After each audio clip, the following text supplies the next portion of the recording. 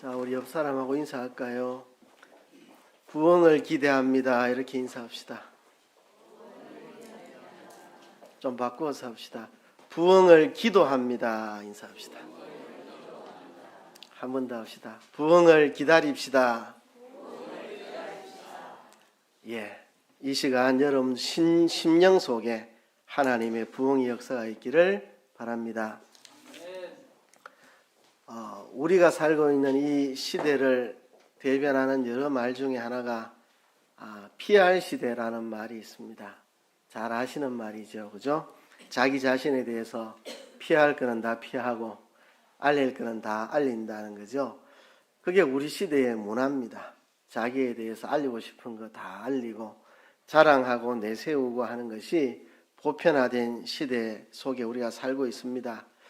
이런 문화 속에 사는 우리로서는 조금 어색하고 당황스러운 표현으로 오늘 본문 말씀이 시작합니다. 1절에 보면 원컨대 너희는 나의 좀 어리석은 것을 용납하라. 원컨대 나를 용납하라.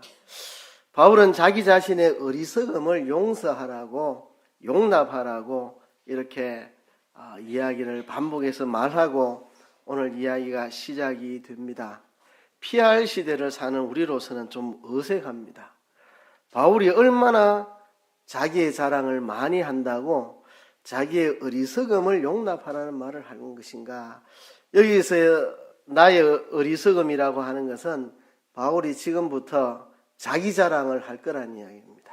자기 자랑을 할 텐데 이거는 사실 어리석은 거다. 자기가 자기 자랑하는 거는 어리석은 건데 내가 부득불 내가 내 자랑을 좀 해야 되겠으니까 나의 이 어리석은 것을 용납하라 이렇게 말하는 거거든요. 바울이 뭘 자랑하는가 보면 뭐 별다른 자랑도 아닙니다. 거짓말도 아니고 진실이고 당연히 할 말을 하는데도 불구하고 그것을 나의 어리석음을 용납하라고 두 번이나 반복해서 말을 합니다. 이 모습 속에서 우리가 뭘 느낄 수 있습니까? 사도 바울은 자기가 자기를 자랑하는 것은 어리석은 일이라고 확신을 가지고 있다는 겁니다. 우리로서는 그 정도 이야기 충분히 할 수 있는 이야기 같은데, 그렇죠? 오늘 본문 5절에 보면 내가 지극히 큰 사도들보다 부족한 것이 조금도 없는 줄로 생각하노라. 그렇죠? 사도 바울은 지극히 큰 사도들보다 부족할 게 없는 그런 사도입니다. 그냥 맞는 말을 하는데 이걸 가지고 나의 어리석은 것을 용납하라 이 정도로 말을 하나 이런 생각이 듭니다. 6절에도 내가 비록 말에는 조라지만 지식에는 그렇지 아니하니 그렇습니다. 사도 바울은 말은 좀 서툴렀던 모양입니다. 그러나 지식에는 그렇지 않다. 그의 편지들을 통해서 분명히 드러나 있는 객관적인 사실인데도 그런데 이 말하면서 굳이 나의 어리석은 것을 용납하십시오. 청컨대 나를 용납하십시오. 이렇게 말한 거 보면 사도 바울은 평소에 자기 자랑을 안 하고 살았던 모양입니다. 자기 자랑하는 것은 참 어리석은 일이라고 판단했던 모양입니다.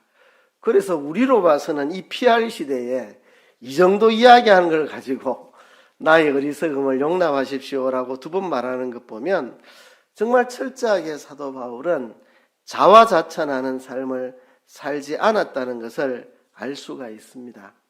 우리 지난주까지 보았던 10장의 내용에 보면 거짓 선생들이 자화자찬하며 자기를 자랑했습니다.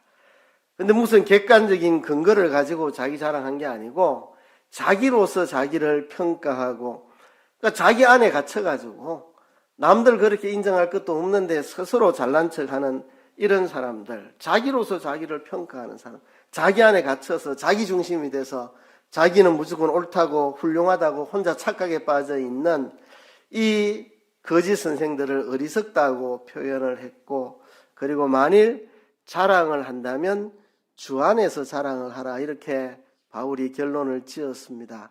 근데 사도 바울은 주 안에서 자랑하고 있는 것이고 자기 분량밖에 자랑을 하고 있지 않음에도 불구하고 이 이야기를 시작하면서 나의 어리석은 것을 용납하라. 청컨대 나를 용납하라 라고 말한 것 보면 사도 바울은 참 겸손한 사람이었다. 조금도 자기를 내세우고 자랑하고 뽐내고 그런 사람이 아니었기에 이 정도 이야기 우리 시각으로는 충분히 할 수 있는 이야기 같은데도 좀 어색하게, 우리 문화 속에서는 좀 어색하게 이 정도 이야기를 하면서 나의 어리석은 것을 용납하라고 두 번이나 말하고 있다는 것입니다. 그만큼 바울은 자기를 자랑하는 것을 어리석은 일이라고 생각을 하는데요. 그런데 사도 바울이 지금 스스로 어리석은 자가 되려고 하고 있습니다. 스스로 자기를 자랑하면서 어리석은 자가 되겠다고 합니다.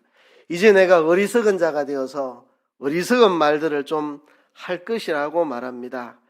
왜 바울은 스스로 어리석은 자가 돼서 어리석은 말을 하느냐? 고린도 교회의 어리석음 때문입니다. 고린도 교회가 어리석은 일을 하고 있습니다. 거짓 선생들이 가르쳐주는 다른 예수를 따르고 있고 다른 복음을 따르고 있고 다른 영을 받고 있습니다.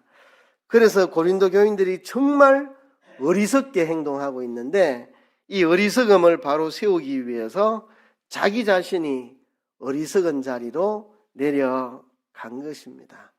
고린도 교인들의 정말 어리석은 바울이 전해준 바른 예수를 따르지 않고 거짓 선생들이 알려준 다른 예수를 쫓고 다른 영을 따르고 다른 복음을 받아들이고 얼마나 어리석습니까? 이들의 어리석음을 바로 세우기 위해서 부득불 자기가 평소에 어리석다고 생각했던 그런 말들을 자기가 하겠다는 겁니다. 어리석은 교회를 바로 세우기 위해서 자기 자신이 어리석은 자가 되어버렸습니다. 자기로서는 평소에 이것을 어리석다고 생각했는데 교회의 어리석음을 바로잡기 위해서 기꺼이 자기가 어리석은 자리에 내려가고 어리석은 말을 하겠다는 것입니다. 이게 바로 바울의 열심입니다. 11장이 나의 좀 어리석은 것을 용납하라는 말로 시작을 하는데요. 이 이야기는 12장 13절까지 이어집니다.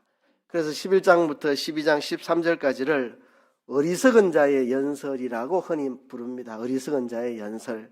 바울이 기꺼이 어리석은 자가 되어서 어리석은 연설을 하고 있습니다.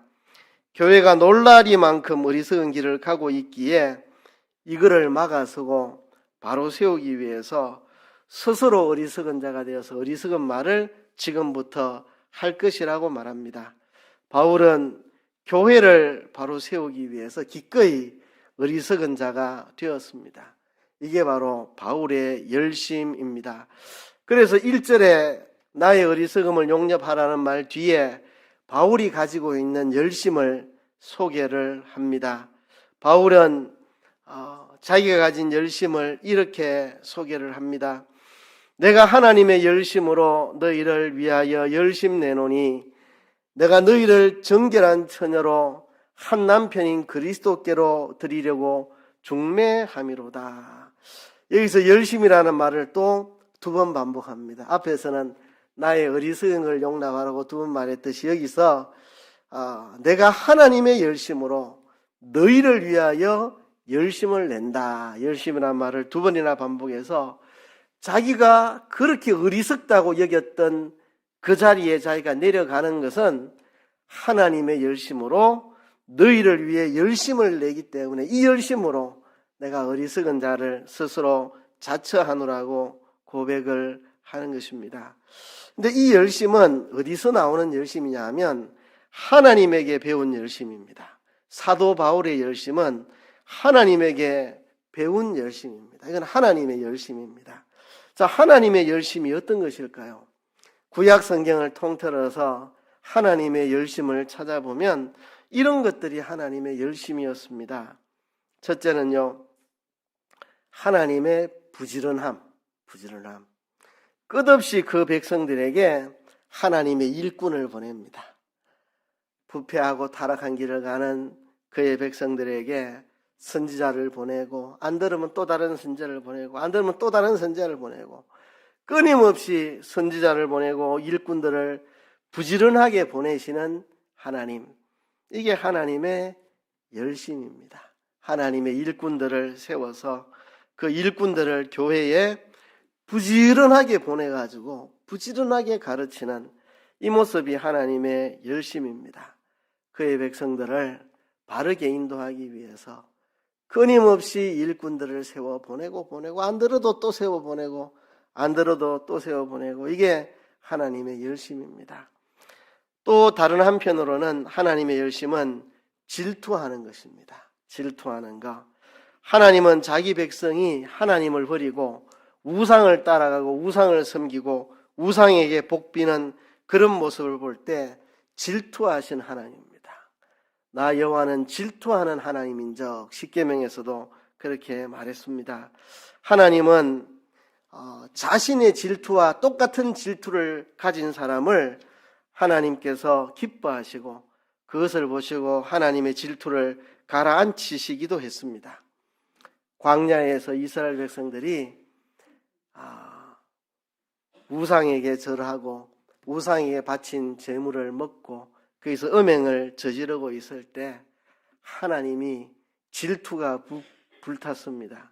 그때 비느하스라고 하는 청년이 하나님의 질투하는 그 질투심을 가지고 가늠하는 남녀를 창으로 찔러 죽임으로 하나님의 노가 풀어지고 비느하스를 하나님이 크게 사용하신 사건이 민수기에 등장을 합니다. 이렇게 하나님은 그 백성들이 하나님을 버리고 우상을 따라 섬기는 그것을 질투하시고, 심지어 하나님의 질투로 질투하는 사람이 있으면 하나님의 노가 풀어지고 그 하나님의 질투로 질투하는 사람을 축복하시는 그런 일까지 하셨습니다. 지금 사도 바울은 하나님의 부지런하심, 하나님의 질투하심, 이런 하나님의 열심을 자기도 배워서 하나님의 열심으로 고린도 교회를 위하는 열심을 내고 있다고 그렇게 자기를 소개하고 있습니다. 사도 바울은 교회를 바로 가르치기 위해서 부지런했습니다. 어쨌든지 교회를 바로 가르쳐 보려고 부지런하게 일하고 있습니다. 또 교회가 바른 복음에서 떠나 다른 길로 관리할 때마다 하나님의 질투하는 그 마음으로 질투하며 교회를 바로 세우고자 하는 열망을 가지고 있습니다. 이게 사도의 열심입니다.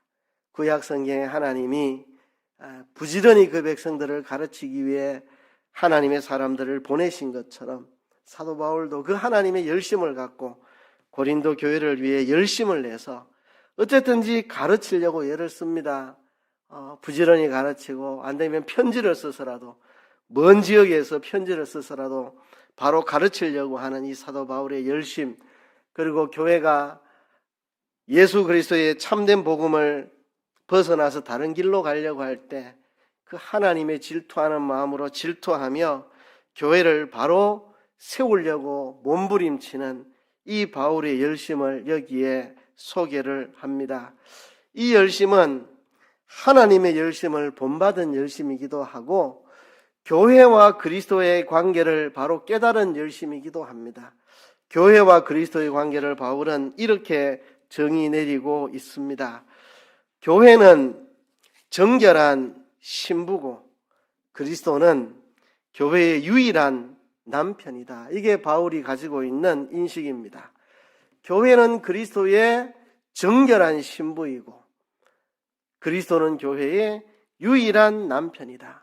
그래서 내가 너희를 정결한 처녀로 한 남편인 그리스도께로 드리기 위해서 중매를 한다. 이게 나의 열심이다. 바울이 하나님의 열심으로 고린도 교회를 위해 열심 내는데 무슨 열심을 내느냐? 고린도 교회를 정결한 신부로 가꾸어서 그리스도 한 남편에게 중매시키는 것, 이것이 바울이 하는 열심이라고 고백을 하고 있습니다. 교회는 정결한 신부입니다. 더럽히면 안 됩니다. 교회의 남편은 오직 예수 그리스도 한 분이십니다. 교회는 남편인 그리스도에게서 다른 것에게로 마음을 빼앗겨서 안 됩니다. 이건 더러워지는 겁니다. 그렇죠? 신부가 더러워지는 것은 남편에게 가야 될 마음이 남편에게 가지 않고 다른 사람에게 빼앗기면 이게 신부가 더러워지는 것처럼 교회는 남편인 그리스도에게 마음이 가야 하고 다른 것에 마음을 빼앗겨서는 안 됩니다. 그래서 바울은 교회를 정결한 신부로 단장해서 한 남편인 그리스도와 연결시키는 중매하는 일을 자기가 하노라고, 이것이 자기 일생의 목적이고 자기가 이것을 위해서 애쓰고 있다는 것입니다. 교회를 그리스도와 연결시키는 정결한 교회로 만들어서 그리스도와 연결시켜 중매하는 일을 위해 자기 일생을 열심을 내서 살아가고 있다는 것입니다. 따라서 사도는 교회가 정결함을 잃어버리는 것을 싫어합니다. 교회가 그리스도에게서 이탈되는 것을 염려하고 있습니다. 이러한 사도의 생각과 관련해서 오늘 우리 자신들을 돌아볼 필요가 있다고 생각합니다. 오늘날 현대 교회도 과연 그리스도의 정결한 신부로 살아가고 있는가? 우리가 살고 있는 이 현대 교회가 그리스도 앞에 정결한 신부의 모습으로 살아가고 있는가? 우리가 스스로 질문해 볼 필요가 있습니다. 그리스도께서 보실 때 너는 정결한 나의 신부답다라고 할 만한 교회인지, 우리 스스로 평가할 때 우리는 그리스도의 정결한 신부다라고 우리가 스스로 평가 내릴 자신이 있는지, 믿지 않는 세상 사람들이 우리를 볼 때 저 사람들은 정결한 그리스도의 신부다라고 우리를 여겨줄 만한 삶을 우리가 살아가고 있는지 우리 자신을 돌아보아야 할 것입니다. 우린 그리스도에게로부터 너는 정결한 나의 신부답다라는 인정을 받을 수 있어야 됩니다. 너희 남산교회는 정말 정결한 나의 신부다라는 그리스도의 인정을 받을 수 있어야 합니다. 우리가 그리스도와의 깊은 관계를 맺기 위해서 우리가 정결한 신부가 되도록 힘써야 합니다.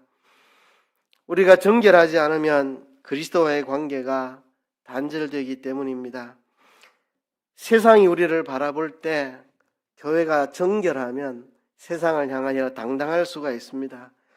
교회가 세상을 향해 당당하지 못하다고 한다면 이유는 하나밖에 없습니다. 정결하지 못하기 때문입니다. 세상이 교회에게 굴복당할 만한 게 뭐가 있습니까? 돈으로 굴복 안 나갑니다. 교회는 돈이 별로 없습니다. 세상에는 돈이 많습니다. 권력으로 세상이 교회에 굴복하겠습니까? 교회에는 아무 권력이 없습니다. 세상에는 권력자들이 많습니다.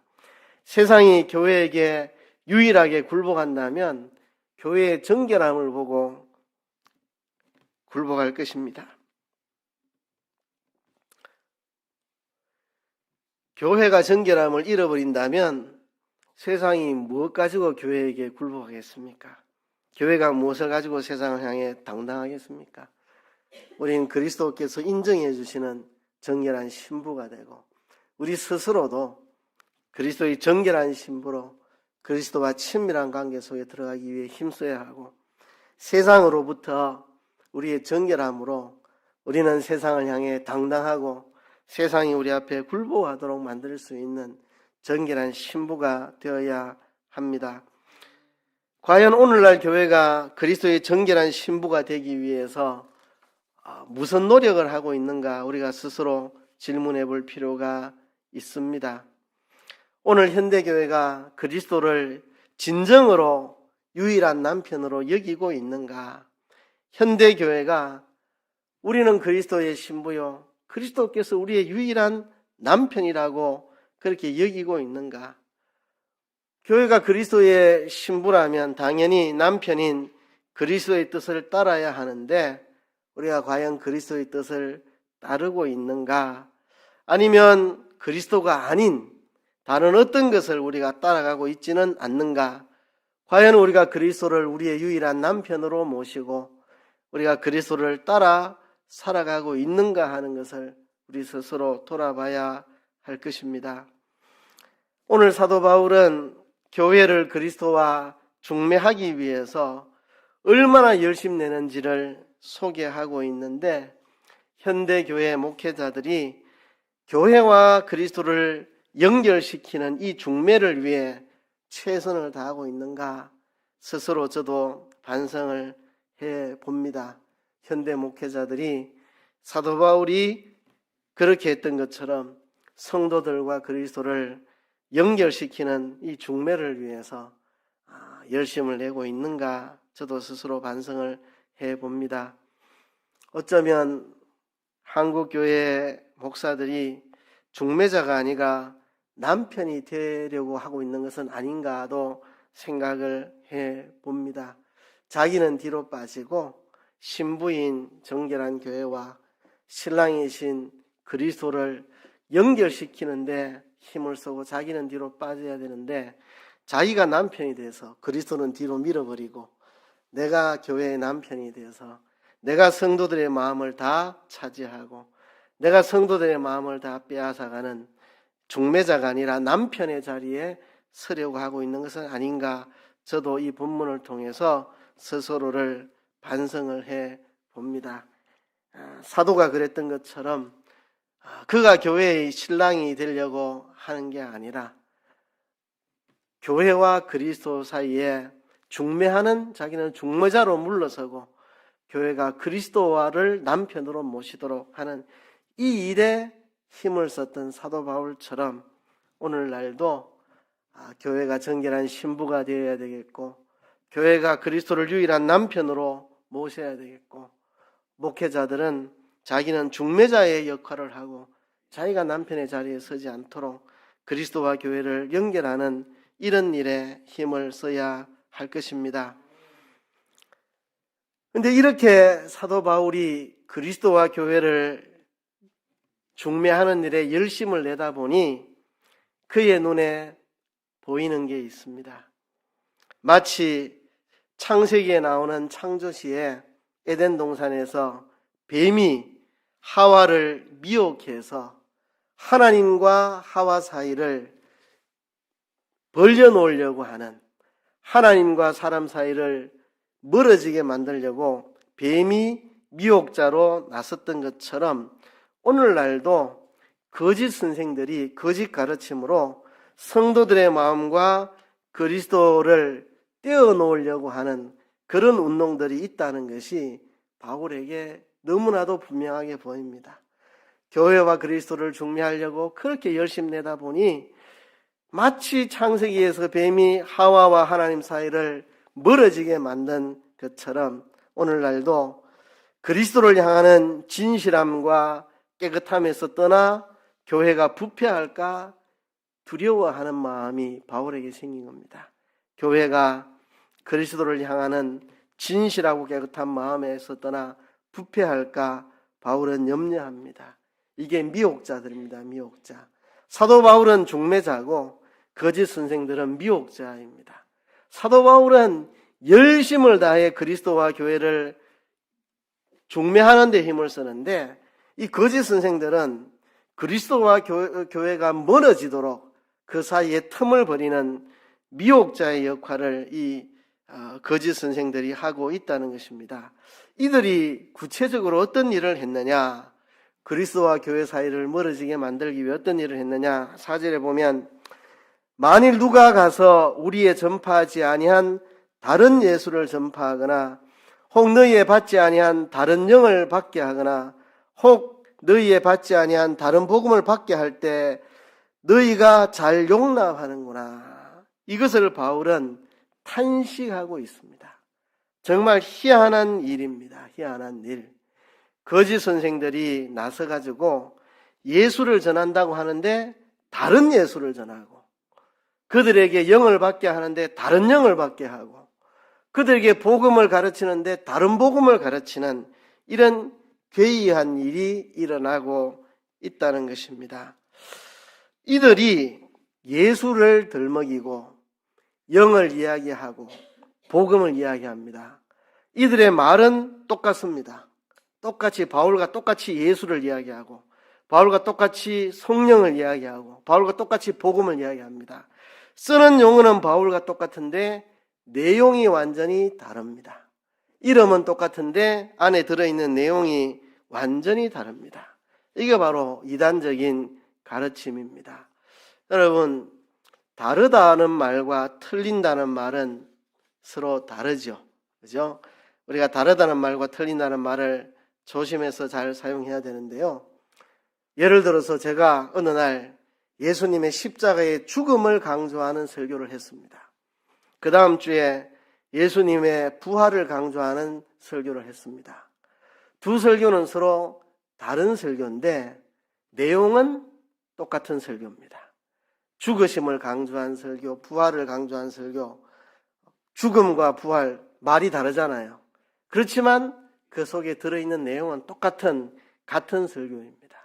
그러나 똑같이 예수를 이야기하지만 알맹이는 전혀 다른, 똑같이 영을 이야기하지만 알맹이는 다른, 똑같이 복음을 이야기하지만 알맹이는 다른, 이런 것은 다를 뿐만 아니라 틀린 것입니다. 다를 뿐만 아니라 틀리기까지 한, 그죠?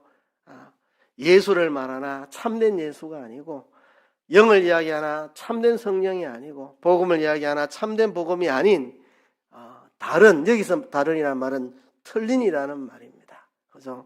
틀린 예수, 틀린 영, 틀린 복음을 전하는 자들이 있다는 게 기이하고 놀라운 일인데, 더 기이하고 놀라운 일은 교회가 이들을 잘 용납하고 따라간다는 것입니다. 교회가 이 다른 복음, 다른 영, 다른 예수를 너무나 잘 용납하고 따라간다는 게 한탄스럽고 기이한 일입니다. 지금도 이 신천지가 우리가 보고 있는 똑같은 성경을 가지고 사람들을 미워합니다. 똑같은 성경 구절인데 다른 복음을 그들은 제시하고 있습니다. 예수님의 십자가와 부활을 믿음으로 구원 얻는 게 아니라 이만희 씨가 계시받았다고 하는 요한계시록 강해를 배워 알므로 구원 얻는 다른 길을 제시하고 있습니다. 성경을 이야기하고 복음을 이야기하지만 전혀 다른 내용을 가르치고 있는 거죠. 이게 바로 미혹의 영입니다. 바울은 이것을 한탄하고 탄식하고 있습니다. 그래서 관점을 뒤바꾸어 보면 우리가 복음을 전할 때 조심해야 될 게 이것입니다. 예수를 전한다는 거 중요합니다. 근데 거기서 끝나서는 안 됩니다. 바른 예수를 전해야 됩니다. 복음을 전한다는 거 너무 소중한 일입니다. 거기서 끝나서는 안 됩니다. 바른 복음을 전해야 됩니다. 그러니까 예수를 전하면 된 걸로 알고 복음을 전하면 된 걸로 알지만 바른 예수를 전해야 되고 바른 복음을 전해야 한다는 것입니다. 그런데 이 거짓 선생들이 고린도 교인들을 미혹을 했는데 고린도 교인들이 너무 잘 용납하고 따라가 버린 겁니다. 다른 예수, 다른 영, 다른 복음을.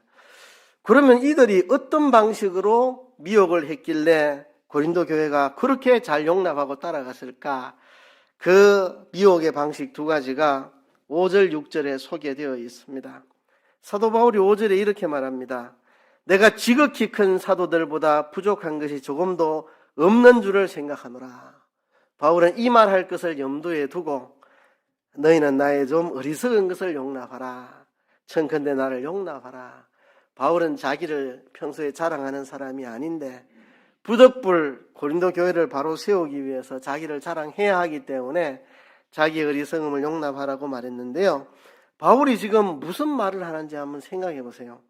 내가 지극히 큰 사도들보다 부족한 것이 조금도 없는 줄 생각하노라. 지금 이 미혹자들이 무엇을 가지고 이들을 미혹했겠습니까? 유명한 이름을 대고 유혹한 겁니다. 유명인의 이름을 대고. 그러니까 바울이 부득이 이런 말을 할 수밖에 없었던 겁니다. 내가 지극히 큰 사도들보다 부족한 것이 조금도 없는 줄 생각하노라. 자꾸 저 사람들이 유명인의 이름을 대면서 사람들을 미혹하니까 그래서 바울이 내가 지극히 큰 사도들보다 부족함이 없는 사도다라고 이렇게 말을 할 수밖에 없었던 이유, 그들이 유명세를 가지고 사람들을 유혹합니다. 유명한 이름들, 그죠? 오늘날도 그렇잖아요. 유명한 사람이 무슨 말 했다 하면 사람들 끔뻑 다 넘어가잖아요. 유명한 사람이 하는 말은 다 옳은가요? 유명한 사람이 하는 말은 다 맞는 말인가요? 그죠? 유명한 사람들이 말하면 다 넘어가는 우리는 최면 같은 오류에 빠져 있습니다. 이것이 바른 예수를 말하는가, 바른 영인가, 바른 복음인가를 우리가 따져야 되지 유명세에 우리가 넘어가서는 안 된다는 것입니다. 초대교회 당시에도 우리가 알고 있는 복음서 4권 있잖아요. 그죠? 마태, 마가, 누가, 요한복음. 이 하나님 말씀 외에 가짜 복음들이 많이 있었습니다. 12사도의 복음, 빌립 복음, 도마 복음, 이런 가짜 복음서들이 초대교회 당시에 이 시대에 있었습니다. 자기의 거짓된 가르침을 사람들에게 믿게 하려고 유명한 사람들의 이름을 붙인 겁니다. 빌립 복음, 도마 복음, 12사도의 복음. 그런 거짓 복음서들에 보면 이런 내용들도 있습니다. 여자들은 생명을 받을 자격이 없다. 그죠? 그 여자가 생명을 받기 위해서 그 여자를 남자로 만들어 주겠다. 이런 내용들.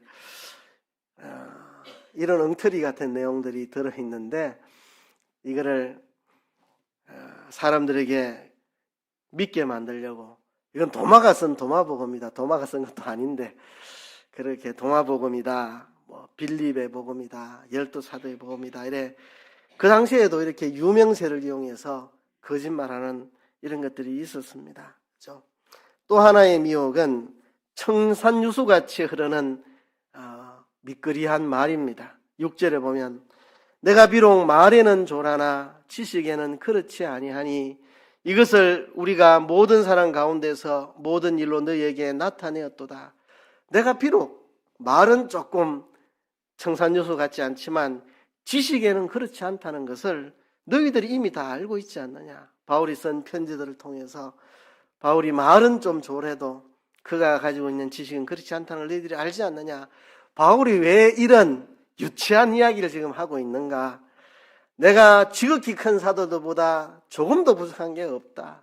내가 말에는 조라나 지식엔 그렇지 않다. 왜 이런 이야기를 지금 어리석은 소리 같은 이야기를 왜 하느냐. 너희들이 유명한 사람들의 말 하면 꾸벅 죽고 미끄리하게 하는 이 청산유수 같은 언변에 그냥 다 쏟아버리니까 바울이 그 어리석음을 바로잡기 위해서 내가 부득불 어리석은 소리 좀 할게. 너희들이 어리석게도 다른 예수를 따라가고 다른 영을 따라가고 다른 복음을 따라가는데 유명세에 미혹돼 가지고 그냥 훅 빠져버리고 청산유수 같은 언변에 훅 빠져버리고, 그러니 내가 부득불 내가 어리석은 소리 좀 할게. 내가 지극히 큰 사도들보다 부족함이 없는 사도고 내가 말에는 조래도 지식은 그렇지 않다는 걸 너희들이 알지 않느냐. 나의 어리석은 소리를 너희들이 좀 용납하고 들어라. 이 바보 같은 사람들아, 왜 유명세에 속고 사람의 언변에 속아서 다른 예수를, 다른 영을, 다른 복음을 따라가느냐고 바울이 호소하고 있는 내용이 오늘 본문의 내용입니다. 그래서 오늘 본문을 통해서요, 우리가 이 바울의 열심, 바울이 평생 하려고 하는 거, 자기는 중매장이로 족합니다. 자기를 내세울 필요도 없고 자랑할 필요도 없고 자기가 중심에 설 필요도 없고 자기는 중매장이가 돼서 교회 성도들과 그리스도를 중매하는 이 일이 바울의 평생의 소원인데, 그런 바울의 눈앞에 그리스도와 성도들 사이를 이간질하는 미혹이 있다는 거죠. 다른 예수, 다른 영, 다른 복음, 우리가 그것을 쫓아가지 않도록 그렇게 해야 하겠습니다. 그래서 오늘 본문을 통해서 첫째로요, 교회와 그리스도의 사이를 중매하는 이 바울의 열심, 우리도 이런 열심을 본받아서 우리가 그리스도에게서 떨어지지 않도록 우리가 정결한 처녀가 돼서 오직 그리스도를 우리는 한 남편으로 모시고 그리스도를 떠나지 아니하고 그리스도와 하나로 연합된 삶을 살려고 우리는 예를 써야 되겠습니다. 그래서 두 번째로는요, 이 다른 예수, 다른 영, 다른 복음을 따라가지 않도록 해야 되겠습니다. 지금 우리 주변에는 이단들이 너무 많습니다. 이단들이 너무 많습니다. 지금 한국의 이 기독교라는 이름을 표방한 단체들 중에 이단들의 숫자가 지금 너무너무 많아지고 있습니다. 상당히 많은 숫자가 이단들입니다. 여러분, 우리 주변에 우리를 다른 예수, 다른 영, 다른 복음으로 그리스도에게서 떨어지게 하려고 하는 유혹들이 많습니다. 이런 유혹에 넘어가지 않도록 우리가 조심합시다. 세 번째는 그러기 위해서 유명한 이름, 번지르르한 말에 우리가 넘어가지 않도록 그 내용을 봐야 되지, 유명한 유명세와 번지르르한 말에 우리가 미혹되지 않는 그런 지혜를 우리가 가져야 할 것입니다. 첫째는 그리스도와 교회를 중매하는 바울의 열심을 본받아서 우리가 정말 그리스도를 한 남편으로, 유일한 남편으로 모시는 정결한 신부의 자리에 우리가 서도록 힘을 쓰고, 두 번째, 그 길에서 우리를 무너뜨리려고 하는 다른 예수, 다른 영, 다른 복음을 조심하고, 세 번째, 그러기 위해서 사람의 이름의 유명세와 말의 번지르르함에 넘어가는 어리석은 자들이 되지 않도록 우리가 하여야 할 것입니다. 이 시간 우리가 이렇게 그리스도의 정결한 신부로 살아갈 수 있도록 다 같이 한번 합심해서 통성으로 기도하겠습니다.